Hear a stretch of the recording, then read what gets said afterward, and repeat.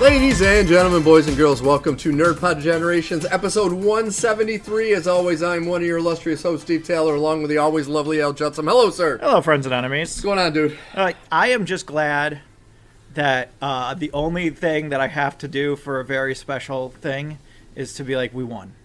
At least this battle. Yeah. The war is far from over, but this battle, we won. Yeah. And that's important. That is important. Yeah. You know, you're not wrong. Yeah. You're not wrong. Yeah. So we're gonna touch a little more on that later, folks. But this is NerdPod Generations, episode 173, meaning there are 172 previous episodes of Pure Gold, so please go to nerdpodgen.com. There are links to both Spotify and Apple Podcasts, so you can find our shows there. There is a link to the most recent episode on the homepage, and then there's also a link to our YouTube channel, where Al has been uploading full episodes and pieces of episodes going back all the way to the beginning. So you have a lot of content to listen to make your ears dance, let's say. And as I like to note, it's a good excuse for us to be like, oh, we have this 2-hour show. Yes. We're not cutting anything. We're not cutting shit. Even though I do have to say, I listen to a podcast. I'm not even a PlayStation fan. Yeah. But there's a guy by the name of Colin Moriarty who used to work at IGN. Okay. And he left IGN with the guy Greg Miller, and they created a video game journalism company called Kind of Funny. Okay. And he ended up leaving that and creating his own called Sacred Symbols. And there's a PlayStation podcast they do, and it's usually 4 hours long. Wow. And it's a weekly podcast. Yeah. So, like, there are times I don't think I make it through half before the new one comes out, and I'm like... That's why I like putting segments up on YouTube, is because it's like, you know...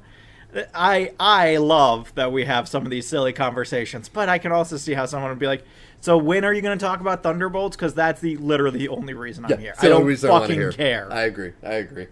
So anyways, folks, we do like to start each episode with a little segment called Watch, Play, Read. I'm going to go first because I want to hit the trailer stuff with you. We're doing Trailer Park with Al in a second. I'm going to defer. So I want to do a quick shout out to... my disdain for Jennifer Lawrence. And Jennifer Lawrence has been slowly going downhill for me for a very long time. We were joking that she got directly from the source. She contracted Chris Prattism. Yes, where she was just in too many things, and you realize that she wasn't as funny as you thought she was. She wasn't as good an actor as you thought she was. And she started really playing into her own personality. Yes. Which is fine, but it's not why Jennifer Lawrence became such a great actor when she hit the scene. Exactly. Because you didn't, like, when you were watching her play these various roles in, like, Silver Linings or whatever, you could see the Jennifer Lawrence to it, but it wasn't like, oh, it's Jennifer Lawrence. And, like, in the last 5 years, with some exceptions, Mother and others, yes, I feel like she has gone to, like, no, I can just play myself. It's fine. And it's annoying. That and the reason I'm touching on this is we just showed the kids the technically 4 Hunger Game movies. And we finished the part 2 of the 3rd movie. Killing Mockingjays or whatever it is. Yeah, whatever it is. And I'm watching those movies, and I remember when I first saw them, I was like, man, these are really great. They're still really entertaining movies. Mm-hmm. But she grinded on me so much because it's like, I understand she's supposed to have this kind of standoffish personality, but there was nothing likable about her, and I think it was her performance and not the writing. I'm going to tell you straight up, this is where I reveal to the fans that I don't like any of the Hunger Game movies. Yeah. I don't like any of them. Granted, I only made it through the first 2 because I was like, well, this sucks. I'm not going to follow up on the next 3. Mm-hmm. You know, so my best friend's wife almost threw me out of their house, which I was living in at the time.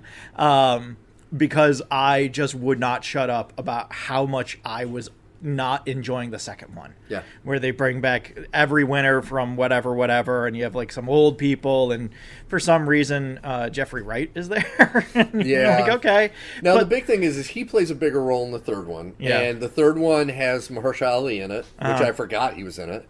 And sadly, it was the last film of Philip Seymour Hoffman. And part 2 is he had died before it was done, and you can see that they have to write around him not being well, there. And you can see the scenes where they like use old footage Or, like, there's a scene at the end where there's supposed to be this big press conference, and he's off to the side, and it's obviously, like, CG. Yeah, because he couldn't do any dialogue for the big speech he had to give. But even those movies, he was not good in. Yeah. He was in the second and third, and he was not good in them. But, like, the third honestly, one... I don't think anybody was good in any of those movies. Like, I look down the line, and it's like, I'm not saying that there's, like, big hitters everywhere here. But Hutchinson can act. He's not bad. But he's bad here. But he was the exception in 3. Okay. Because is that the one where he's brainwashed? He gets brainwashed, and he does lose, like, he does the Christian Bale and loses a ton of weight. Mm-hmm. And he really, like, went for it in the third one. He was the only shining force in that third one. I just remember watching the first one, and they're setting everything up, and they're like, oh, here's PETA. Oh, here's Liam Hemsworth. Oh, here's Katniss. And I'm like, I hate all 3 of these people. Yeah. I don't like any of them. They all suck. And then as we get further into the story, it's like, okay, Stanley Tucci is entertaining in like a, big giant fire kind of way. I wouldn't want to sit too close to it, but, you could watch it for a while and be entertained. And obviously, Woody Harrelson is always good in everything. Yeah. And him playing a drunk makes it even better. And he's just playing a drunk Woody Harrelson. Yeah. He's not even really stretching it. He's just playing Woody after hours in Cheers. Yeah. Can you imagine that? All of this is just a drunken hallucination of Woody in the back of the bar after a particularly long day. That would be amazing.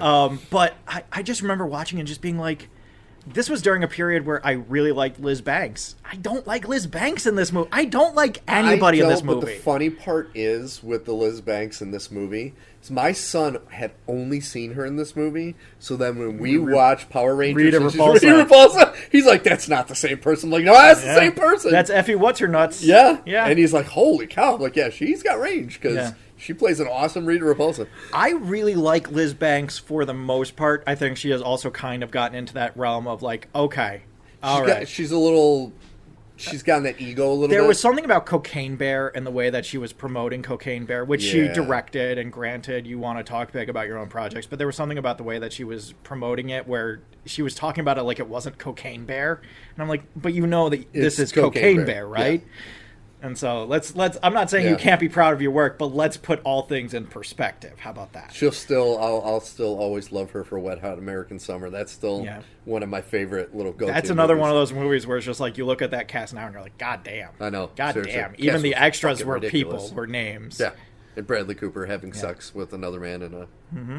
Was it a boathouse or whatever they were in? That was great. And the sequel was actually pretty good. The one they made years later. Years and years later. Yeah, that was really good. Yeah. So I just wanted to give a shout out to that and the fact that she is pretty much on my dead to me list. I don't really have any interest to see another movie she's in. If it's a movie I want to see and she just happens to be in it, different story. But I won't be like, oh, Jennifer Lawrence, maybe it'll be good. No, I don't think that anymore. So have you watched the prequel, The Songbird of Ice and Fire, or whatever the fuck it is? Nope. Because I was kind of... Okay, I will admit, because I had read the books, and when I first saw the movies, I liked them, so I got them on Blu-ray when they came out. I have not seen them in over a decade. So now I'm watching it, and I'm like, oh... The moment I will never forget, when I was the moment where I was almost thrown out of the house, was after the plan goes through in the second one and catching fire, and Katniss is airlifted out of the dome that they just burst open, which, as I recall, was a lot harder to blow open than it should have been. I remember that being one of my issues. Was like, why is this taking so long? Why is this the plan? This is the entire plan, but are you sure? And then when she gets airlifted out, she's literally Jesus on the cross as she's being lifted. I was like, okay, all right, let's take a piece. Hang on a second. This is bad. Well, to tell you just how old these movies are, Rue in the first one is the lead in The Acolyte. Yes. So it's been a minute. A hot minute. It's been a minute. Oh man, The Acolyte. I had to explain The Acolyte to my family.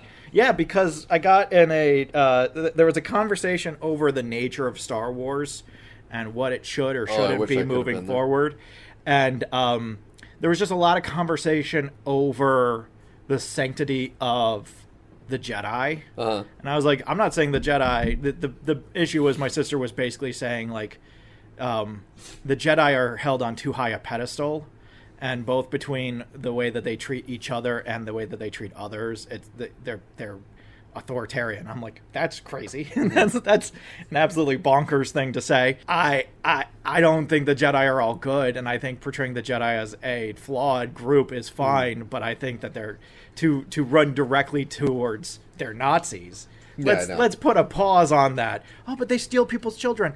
But do they? Let's hang on a second, because let's examine this. If it's anything like everybody's beloved acolyte, they offer a choice. And that's all I've ever seen and heard in my various travels is it's a choice. You go in, you say, hey, this person has the Force. We, as the shepherds of the Force, would like to teach them to use it, because otherwise, bad shit can happen to them really bad. Or to us or to other people that are innocent. And as we are the safeguards of innocence in the galaxy, we would like to help out with the situation. And now I can understand why people would be like, they took my child against my... I get it. But, let's also... That's like saying, Hogwarts is authoritarian because they want to train young wizards. Because they put all the evil wizards in one house. Yeah. They just lump all the Nazis together to save on time. No, it's dumb. It's dumb. It's dumb. It's myopic, and it's quietly infuriating that this is where we've gotten to. So I can honestly say I don't know if I'll ever watch those movies again. I own them. For the remainder of my life, I may never watch those movies again. I feel like I'm going to end up watching them at some point, if for nothing else, because they're in my pantheon. Because, like I said, my best friend fucking loves those movies, and we share a pantheon. All of our digital movies are in one shared group. So at some point, similarly to how I can only keep my kids from watching the bad Indiana Jones movies by not having them in the pantheon, and I have to square the circle of Spider-Man Homecoming having been bought and put in the pantheon, not by me, but by others. Yeah. And so now someone of, a very impressionable age can find it and be like, I love Spider-Man, let's watch this. And Are you watching Homecoming? Put on porn. Stop watching Homecoming. I told you, if you're going to waste an hour and a half, do anything else. All right? That's the best. That's the best. Yeah. Okay, so my last thing I wanna touch on is actually music. Oh, fun. Because so my favorite band of all time is Pink Floyd. Yeah. Love Pink Floyd. First concert I ever saw in 94 was Pink Floyd. Best concert I ever saw. I've seen hundreds of concerts, so I kind of blew it on the first one. Like I saw The Greatest Thing. I've always been Team Gilmour. Because there's either Team Waters or Team Gilmour. So for those of you that don't know, there were 4 members of Pink... Well, technically, there was a member in the beginning, but he kind of went a little crazy, and they brought David Gilmour in. Sid Barrett was his name. So the 4 members were Roger Waters, Richard Wright, Nick Mason, and David Gilmour. Gilmour and Waters kind of butted heads over Control, where Waters kind of went off the deep end, and you can kind of see it with The Wall kind of starting to turn, and then the final cut was his last... I don't know if anybody's ever said The Wall is a weird movie. No, I love the movie. I don't know what you're talking about, Steve. I love The Wall, but you can kind of see where it's going. Off the deep end? Off the deep end. Who could ever call The Wall off the deep end? Yeah. Steve, let's be real here. That movie's such a trip. I still have not gotten high and watched that movie. I need to do that. But the album itself, you could see it. You could see Waters taking it. And then the final cut, which pretty much went down as like the last stand for Pink Floyd as a group. And then Waters left the band. And then Gilmour pretty much continued on with Wright and Mason. And they did 2 more, technically 3 more albums, because they had the Endless River that came out not long. Well, it's probably been a decade now. But to me, Gilmour was always the voice and the guitar. Made Pink Floyd. The music, to me, like the writing and the words were great. But the music made it for me, and that was primarily Gilmour, Wright, and Mason. Were the ones that primarily did the musical side. So Gilmour has a pretty solid solo career. And especially later in life, he's had a great solo career. And he put out an album called On an Island, which is awesome. It's one of my favorite. It really does sound like a Pink Floyd album, but that's just because of his voice and guitar. But he made a live concert recording. And it's such a long name, so it's called Remember That Night, live at the Royal Albert Hall, David Gilmour. So it's him doing On an Island and Pink Floyd stuff. Yeah. He's doing both, pretty much both those. It is such a great great concert album. I highly recommend it. It might be in your Vudu too, because I bought it on Apple. Mm-hmm. The thing that's so great about it is, so he starts off with some Pink Floyd songs, and this tour wasn't just him; it was him and he got Richard Wright. So 2 members of Pink Floyd were half doing the band. It's half the band. So it's like they're doing the tour, like awesome music. The first half, a couple of his songs from his new album, he had David Crosby and Graham Nash. That's half that band. And they were singing a couple, like, backup on a couple of his songs, which was awesome. Yeah, and they sounded great. Depending on whether you count Neil Young, that's 2/3 of that band. Yeah, 2/3 of that band. Yeah. And it was like, dude, it was so great. And then you get to the end, and for 2 songs, ending with Comfortably Numb, he had David Bowie come out. And he sang the Roger Waters part of Comfortably Numb. So this is a documentary from a while ago. This was 2006. Okay. Because I was about to say... Well, Richard Wright died, I want to say 2008, 2009. Because in my mind, David Bowie was the first name that I was like, okay, I know he's dead. Yeah. And so I was like, that can't have come out recently. Okay, that makes a lot more sense. But no, Richard Wright died, he died... Oh, God, I want to say it was like 2008. So it wasn't long after this that he died. But I'm telling you, I had the Blu-ray of it, but there was an imperfection in the disc. So I want to say it's like the 4th song, it would skip.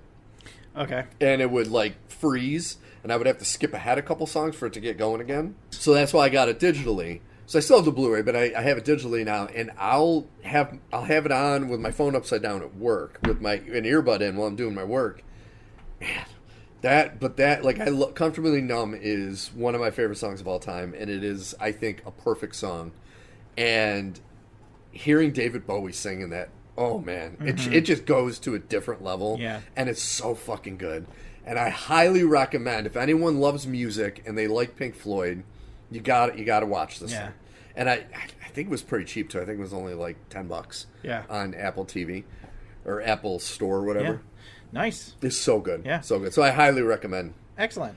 The only thing that I have to add to that is, because I'm not a Pink Floyd aficionado, I know the big ones, but I don't know all their music. But have you heard this was an interview that David Bowie gave, obviously a while ago.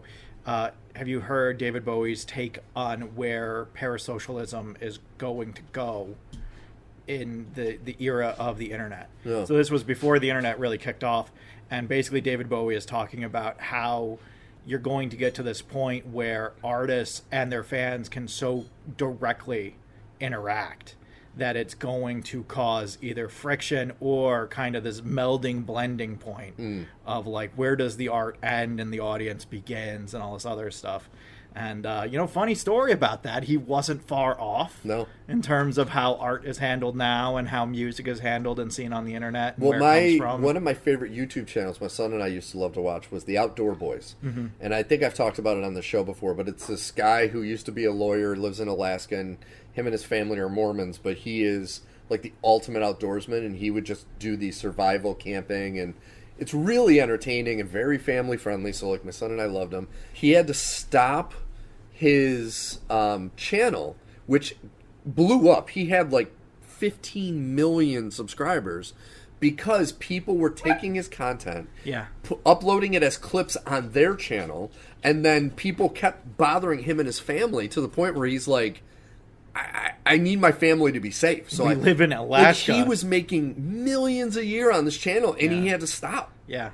And like, the good thing is he still kind of has a hand on it, because what his oldest son, who started on the videos when he was a little kid and would go on these trips with him, now has his own channel where he does it, and so the father helps him kind of produce them and helps him with the survival stuff.